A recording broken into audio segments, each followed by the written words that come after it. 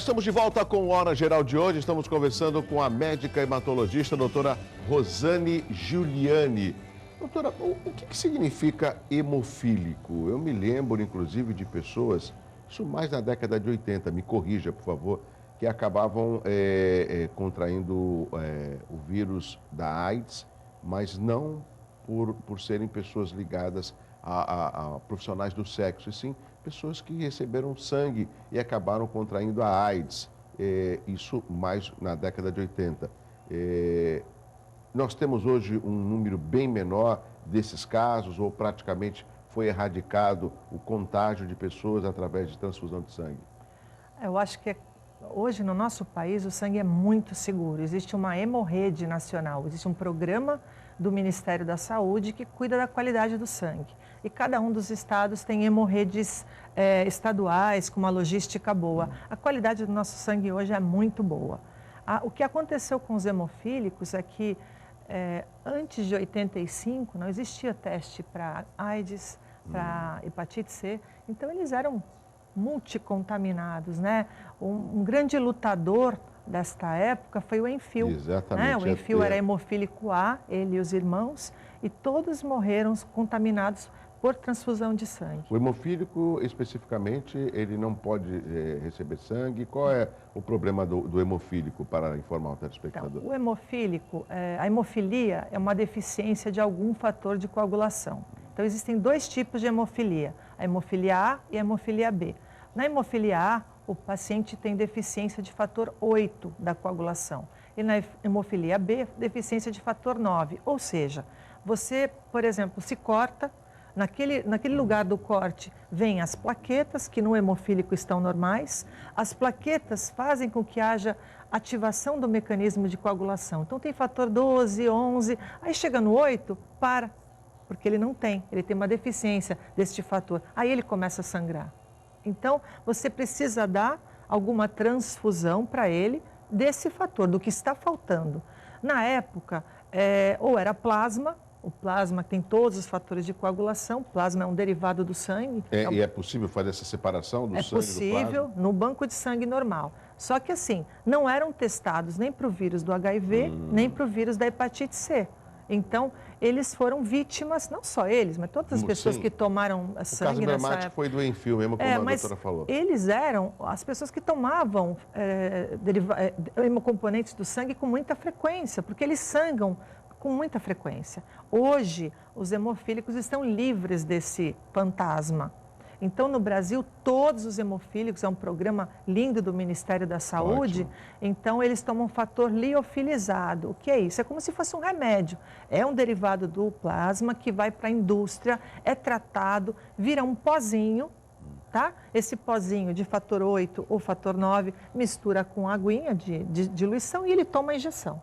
Tá? Mas intravenosa? Intravenosa sempre. Mas assim, eles estão livres de contaminação. E hoje nós já estamos em fator, já por engenharia genética, então já não será mais derivado do plasma. Então hoje, hemofílico não corre mais o risco de ser contaminado, graças a Deus. Olha, conversar com a doutora Rosane Giuliani, o assunto flui, né? E a gente acaba até esquecendo do tempo. Mas não podemos esquecer dos telespectadores, porque eles sim é razão de ser do nosso Hora Geral. A Alice Moraes do Gonzaga, doutora, quando a medula produz células sanguíneas monoclonal de maneira intermitente, é consequência do quê?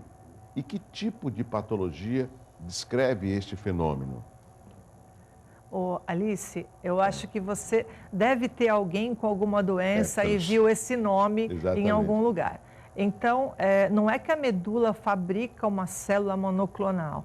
Existem doenças, especialmente o mieloma múltiplo, onde você faz um exame de sangue, a eletroforese de proteína, e há um aumento de algumas imunoglobulinas, a gente chama de monoclonal porque elas são diferentes daquelas fabricadas, né?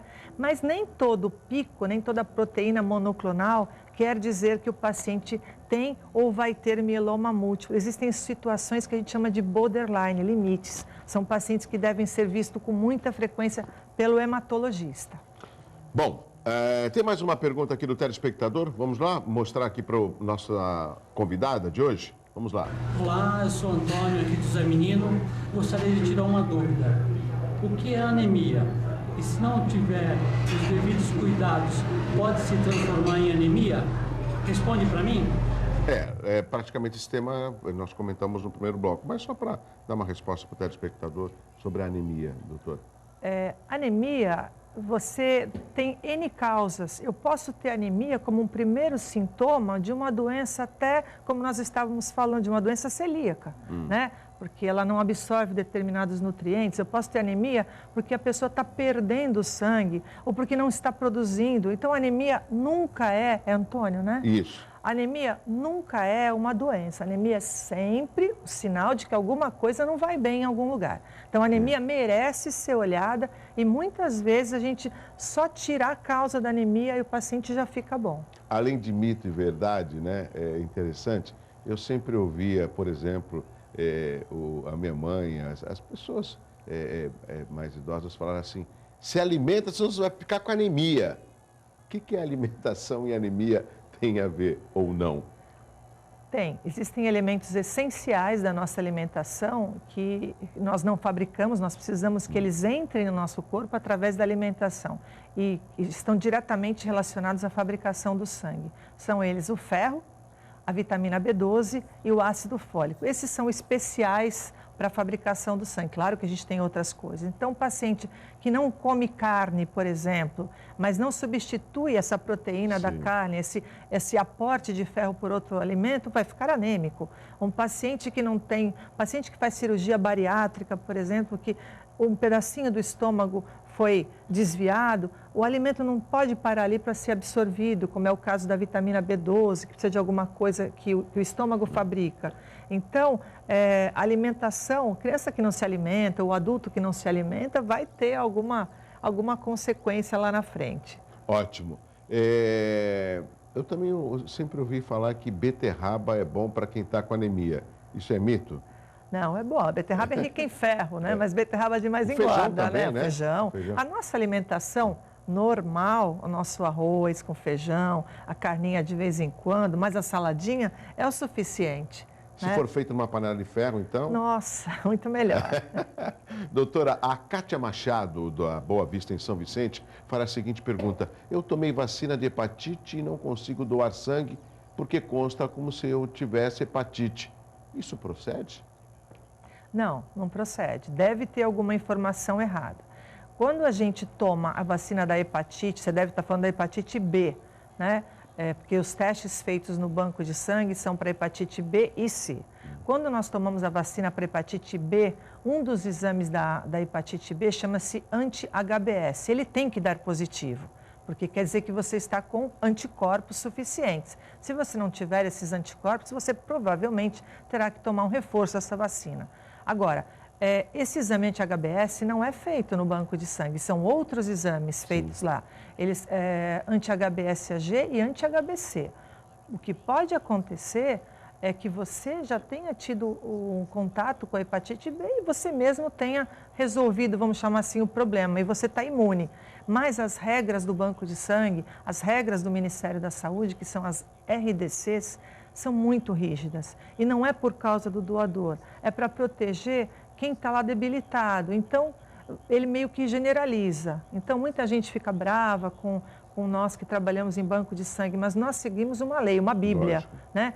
E o sistema é todo informatizado, com código de barra, como eu falava para você. A gente não consegue nem driblar o sistema.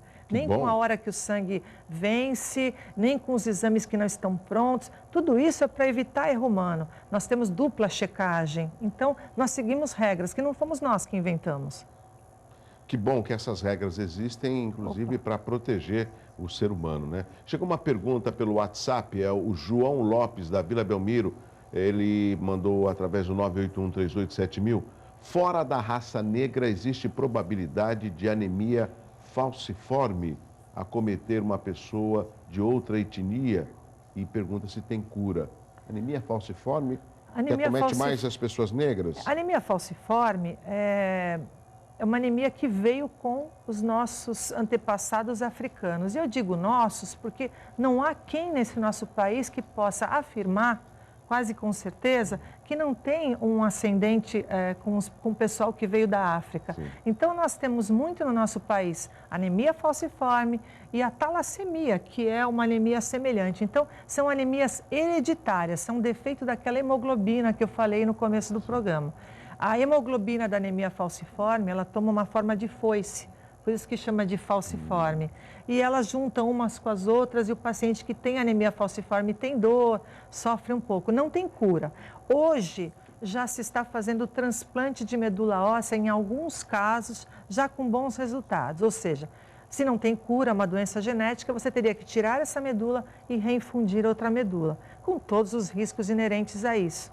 A doutora Rosane Giuliani provocou um tema que eu ia, inclusive, comentar, pedir para que ela explique melhor para os nossos telespectadores. Eu sempre, e acredito que os meus telespectadores também presenciaram, ouviram e ajudaram até muitas campanhas para pessoas que precisavam fazer uma cirurgia de medula óssea. Então, em primeiro lugar, quando que uma pessoa precisa de um transplante de uma medula óssea? E esse transplante é feito como? Só através do sangue? Ou seja, o que tem? Parece que coloca uma agulha na coluna, é alguma coisa traumática, tem muita falta de informação. Muitos mitos. Exatamente, muitos mitos com relação às pessoas que precisam de um transplante de medula óssea. Esse é o momento, doutora. Olha, o transplante de medula óssea veio trazer a cura para muitas doenças até então incuráveis. Então, eu vou elencar algumas delas. A aplasia de medula, onde a medula óssea, a fábrica do sangue, não funciona mais. Então, e essa fábrica fica onde? Fica dentro do tutano dos ossos. Então, não é na medula espinhal. Esse é o primeiro mito. É porque as pessoas têm medo de se cadastrar ou de pensar em doar medula óssea. Então, é a medula espinhal que está dentro da coluna. A medula óssea está no tutano dos ossos. Imagina aquele ossobuco que a gente compra no açougue. Então, ali dentro do osso é que fabrica o sangue, tá? Então, a medula óssea tem gordura e tem célula, né? Existe essa doença, a aplasia de medula, onde, por alguma causa desconhecida, muitas das vezes, a pessoa deixa de produzir. Então, se ela deixa de produzir, a gente acaba com essa medula, o restinho que tinha ali, e dá uma nova medula para ela. Em casos de leucemia aguda, muitas vezes a gente faz a quimioterapia, deixa o paciente melhor e dá uma nova medula para que quando ele repovoe sem a leucemia. Aonde que está essa nova medula? É só através de doador? Do doador. Às vezes a gente tem o transplante autólogo. É um caso onde a gente recebe a nossa própria medula. Nesse caso digamos que um paciente com linfoma que foi tratado, aí um dia ele recaiu. A doença voltou. Então, eu faço uma nova quimioterapia, tiro a medula dele, guardo, aí faço uma quimioterapia muito pesada, zero a medula dele e reinfundo aquela medula dele que estava boa, ali curada. Então, quando ela crescer de novo, ela vai crescer sem o linfoma. Então, isso também foi uma mudança de paradigma no tratamento de linfomas em recaída. Agora, doutora, eu observo na sua explicação bem didática, eu acredito que o Hora Geral dá essa contribuição através dos seus conhecimentos, que nós temos aí um avanço tecnológico na medicina. E se nós nos preocupássemos com a prevenção, eu acredito que os índices seriam bem mais confortáveis, não para o Ministério nem secretarias de saúde, mas para a população brasileira, né? Com certeza, a prevenção ainda é a alma do negócio, em todos os níveis. É o homem com o exame da próstata, a mulher com seu exame ginecológico, das mamas, as crianças que têm seu olhar do crescimento, a acuidade visual, audição. Isso tudo previne mal-estares lá na frente. A pessoa que faz exercício vai prevenir doença cardiorrespiratória. Então, prevenção ainda é a alma do negócio. Ainda falando sobre o transplante de medula óssea, muitas campanhas, né? Eu vejo as pessoas, algumas pedem doadores, outras pedem uma ajuda financeira para fazer uma cirurgia no exterior, porque lá parece que tem mais recurso. Nós temos como fazer esse transplante aqui no Brasil? O Brasil é um dos países que mais transplanta medula óssea no mundo e a tecnologia é a mesma que em qualquer lugar. Seattle, Houston, grandes centros transplantadores que eu tenho oportunidade de conhecer, mas os nossos transplantadores estão em condições iguais. E com relação às campanhas, como que a população, vamos supor, tem um caso em Santos e a pessoa está precisando de doador, é fácil de diagnosticar, de conhecer, de detectar esse doador para uma pessoa que esteja precisando? Não, é assim, no INCA, o Instituto Nacional do Câncer, que fica no Rio, existe um cadastro geral de doadores do Brasil. Então, a pessoa, quando vai ao hemonúcleo, por exemplo, que é a centralizadora aqui de cadastro de medula óssea, aqui no Guilherme Álvaro, no hemonúcleo que fica dentro do Guilherme Álvaro, é Oswaldo Cruz 197. Então, a pessoa vai lá, dá 5 ml de sangue, esse sangue vai ser codificado num sistema chamado HLA, que é um sistema já para transplante, diferente daquele ABO-RH, que não tem nada a ver. Então, esses dados, esse código da pessoa, esse HLA, alimenta um registro chamado REDOME, que é o Registro de Doadores de Medula Óssea do país. Paralelamente, a doutora Rosane tem um paciente que precisa de medula, de transplante de medula. Eu tenho um código meu, Rosane, eu entro neste sistema... Por ser médica hematologista. Por ser médica hematologista, eu vou inserir os dados do meu paciente no REREME, que é o Registro de Receptores de Medula, aqueles pacientes que estão aguardando alguém para doar medula. Esses dados, esses bancos de dados, eles trocam informação 24 horas por dia, tentando um encontrar o outro. Sim. Tem um amigo meu que fala que encontrar um doador de medula é encontrar uma alma gêmea genética. Ele é um poeta. É verdade. Então, é verdade. Esses sistemas ficam trocando informação o tempo todo e hoje o Brasil também já está ligado a uma rede internacional. Então, hoje um brasileiro pode encontrar um doador nos Estados Unidos, na Alemanha, na França, e a recíproca é verdadeira. Com relação a dizer que nos Estados Unidos ou na Europa tem mais condição de fazer um transplante melhor do que aqui, eu discordo. Eu acho que é melhor investir esse dinheiro, tudo aqui no nosso país, abrir mais centros transplantadores. Douglas, você sabe o que eu penso, eu acho uma vergonha, eu acho uma tristeza a nossa região não ter um centro de transplante, nem para autólogo, nem para transplante halogênico. Todos os nossos pacientes, esse 1.600.000 habitantes dessa região, das 9 cidades, tem que ir para São Paulo, o pessoal do Litoral Sul ir para Curitiba. Então, realmente é uma tristeza. Tem várias cidades aí do interior de São Paulo com serviços de transplante super pujantes. E Santos até hoje não conseguiu. Você sabe que é a minha bandeira. Sei da sua bandeira, me comprometo em a gente tocar nesse assunto e cobrar das nossas autoridades. Essa é uma outra ação que nós vamos travar extra programa, mas os telespectadores e a população vai ficar ciente disso. Não é só vergonha com relação a isso, como outras vergonhas que, por mais que nós estejamos numa região próspera, existem gargalos que parece que se perpetuam. E aí a gente precisa de pessoas do bem, como a doutora Rosane Giuliani e outras pessoas que existem, sim, para a gente cobrar de uma forma respeitosa essas ações, principalmente numa área que é tão castigada que é a área da saúde. Um rápido intervalo, na sequência eu continuo conversando com a médica hematologista, a doutora Rosane Giuliani. Eu volto já.